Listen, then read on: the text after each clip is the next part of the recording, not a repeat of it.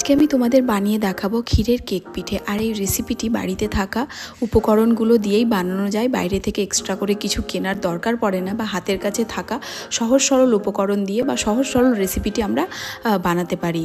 তো চলো, আমাদের রান্নাঘরে সবারই থাকে সেই জিনিসগুলো। তো চলো কি করে বানাবো সেই ভিডিওটাই তোমাদের সাথে শেয়ার করব। আর এটা খুবই সুন্দর একটি রেসিপি, তোমাদের অবশ্যই ভালো লাগবে। তো চলো, প্রথমে আমি নিয়েছি একটা কাঁচের বোল, তার মধ্যে আমি নেব 2 কাপ ক্ষীরের চাল। পোলায়ের চালও তোমরা নিতে পারো, ক্ষীর পোলায়ের চাল আমার মনে হয় একই হয়, আমি সেটা অত জানি না। আর তার মধ্যে আমি দিয়েছি এখানে গরম পানি, উষ্ণ গরম পানি আমি এখানে দিয়েছি, কারণ উষ্ণ গরম পানি দিলে চালটা একটু ফুলে উঠবে আর খুব তাড়াতাড়ি রান্নাটা হয়ে যাবে। এবার চালটাকে খুব ভালো করে আমি ধুয়ে নিয়েছি। এবার একটা কড়াইয়ে চালটা নিয়ে নিয়েছি। এবার আমি এখানে যেহেতু 2 কাপ চাল নিয়েছি, সেই জন্য 4 কাপ আমি দুধ গরম করেছি গরুর, তার মধ্যে একটা গোটা নারকেল কোড়া দিয়ে আমি মিশিয়ে দিয়েছি। তোমরা চাইলে এখানে নারকেলের দুধও ব্যবহার করতে পারো।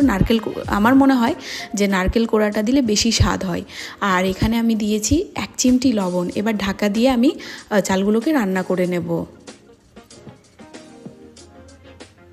এখানে আমার পায়েসটা রান্না হয়ে গেছে। এবার চলো বাকি প্রসেসের দিকে এগোনো যাক। আমি একটা কড়াই নিয়েছি, তার মধ্যে দিয়েছি 2 কাপ গুড়, আর 2 কাপ গুড়ের মধ্যে আমি দিয়েছি 1.5 কাপ জল। এবার এটা গুড়টা গলে গেলে আমি এখানে, এটা বেশি সময় লাগে না, যেহেতু গুড়টা যখন আমি দোকান থেকে কিনেছিলাম তখনই গ্রেট করা ছিল, এবং এটা যখন ফুটে উঠেছে তখন আমি ক্ষীরের চালগুলো আমি এটার মধ্যে দিয়ে দিব। আমি ক্ষীরের পায়েস বলতে যাচ্ছিলাম। ক্ষীরের চালগুলো আমি এটার মধ্যে দিয়ে খুব ভালোভাবে নাড়াচাড়া করে মিক্স করে নেব, এবং জলটা যখন শুকিয়ে আসবে, চালটা শুকনো শুকনো হয়ে আসবে, তখন আমি পায়েসটাকে নামিয়ে নেব।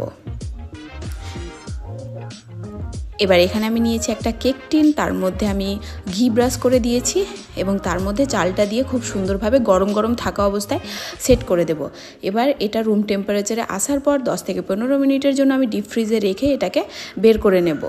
আর এটা অবশ্যই ফ্রিজে রাখলে ঢেকে রাখতে হবে, নইলে ওপরের অংশটা খুব শুকনো শুকনো হয়ে যাবে।